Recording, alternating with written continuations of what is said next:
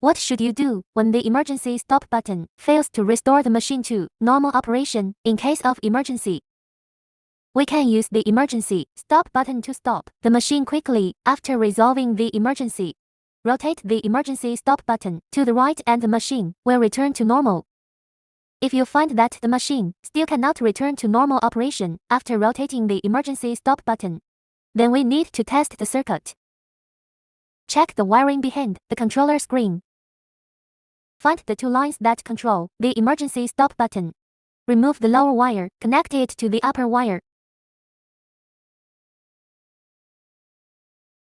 and observe the controller screen to see if the machine has returned to normal. I will demonstrate below.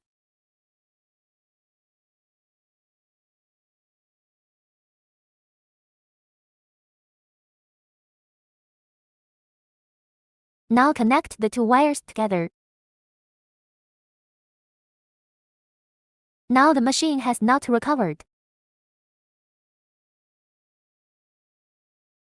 This situation means that the emergency stop button is damaged and needs to be replaced with a new one.